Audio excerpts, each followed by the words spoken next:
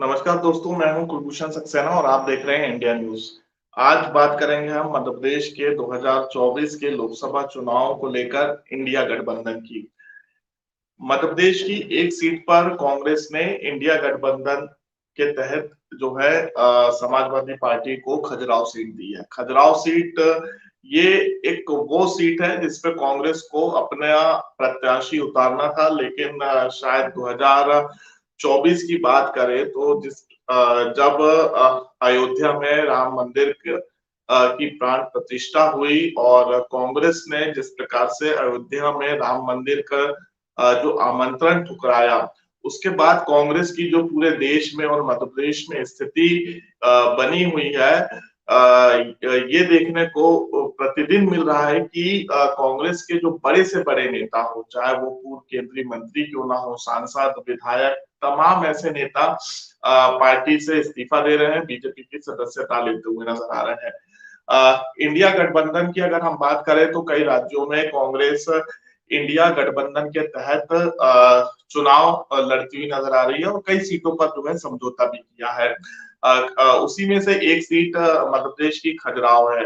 BJP ने खजुराहो से BJP के प्रदेश अध्यक्ष विष्णुदत्त शर्मा को चुनावी मैदान में उतारा है। 2019 के लोकसभा चुनाव में प्रदेश अध्यक्ष विष्णुदत्त शर्मा ने खजुराहो सीट से तकरीबन 3 लाख से अधिक मतों से विजय प्राप्त की थी। अब डॉक्टर मनोज यादव को सपा ने, समाजवादी पार्टी ने अपना प्रत्याशी खजुराहो से बनाया है। मनोज यादव 2014 में भी विदिशा से चुनाव लड़ चुके हैं, लोकसभा चुनाव लड़ चुके हैं, लेकिन उन्हें करारी हार मिली थी।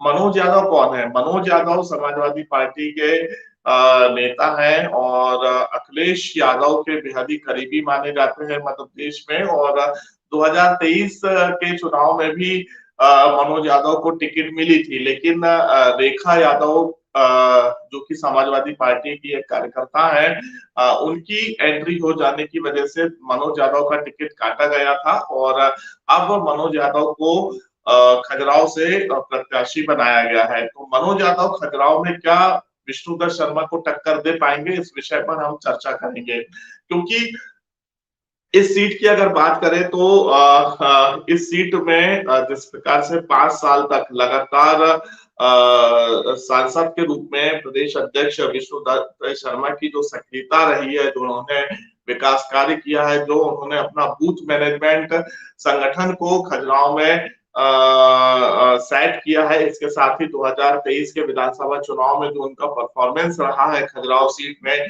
तमाम सीट जो है बीजेपी के खाते में गई थी। और अब लोकसभा सीट की अगर बात करें तो कहीं ना कहीं इस सीट पर हम ये कह सकते हैं कि कांग्रेस ने बीजेपी को वॉकओवर दे दिया है। वॉकओवर क्यों दिया है? क्योंकि एक ये कमजोर प्रत्याशी है। हालांकि मनोज यादव की अगर बात की जाए तो वोट बैंक के आधार पर ओबीसी वर्ग से मनोज यादव आते हैं और ओबीसी वर्ग मध्य प्रदेश में तकरीबन 50% से अधिक निवास करता है।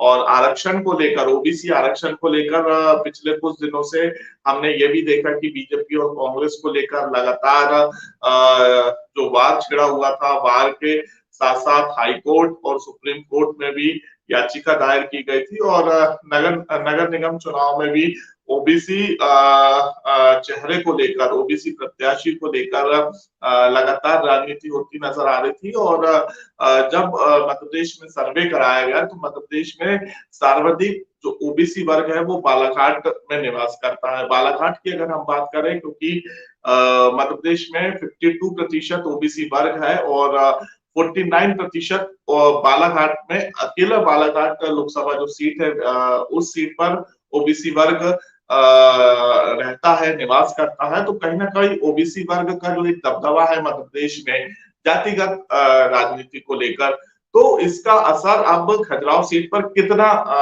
देखने को मिलेगा, ये तो 4 जून को ही स्पष्ट होगा, क्योंकि 4 जून को परिणाम सामने आएंगे। हालांकि काफी ये कह सकते हैं कि समाजवादी पार्टी ने जो उम्मीदवार उतारा है, मनोज यादव खजुराहो के अलावा अलग अलग सीट से चुनाव लड़ रहे हैं। मनोज यादव कोई एक सीट से पहली बार चुनाव नहीं लड़ रहे हैं, इसलिए ये वॉकओवर दिया गया है। इंडिया गठबंधन की अगर बात करें तो समाजवादी पार्टी का जो दबदबा है वो मध्य प्रदेश में ग्वालियर चंबल बेल्ट या फिर विंध्य बेल्ट में समाजवादी का दबदबा हमने इसके पहले देखा है। समाजवादी पार्टी के से कई जो विधायक है वो विंध्य और ग्वालियर बेल्ट से रह चुके हैं, चाहे 2018 की बात करें, 13 की बात करें या उसके पहले भी समाजवादी पार्टी का अच्छा परफॉर्मेंस इन क्षेत्रों में रहा है। लेकिन खजुराहो सीट पर जो गठबंधन हुआ है तो ये एक वॉकओवर जैसी स्थिति है और राजनीतिक हालांकि गलियारों में यही चर्चा है कि एक बार फिर से विष्णुदास शर्मा की जो 2024 में लीड रहेगी वो तकरीबन 3 लाख से अधिक मतों की रहेगी, क्योंकि मनोज यादव पिछले 5 साल से उन्होंने ऐसी कोई सक्रिय राजनीति खजुराहो में नहीं की है कि जिसकी वजह से आम जनता उन्हें जाने या आम जनता उन्हें वोट दे। तो मनोज यादव को क्या खजुराहो सीट में कांग्रेस का वोट मिलेगा, ये भी एक बड़ी बात है, क्योंकि कांग्रेस ने अपना प्रत्याशी नहीं उतारा है।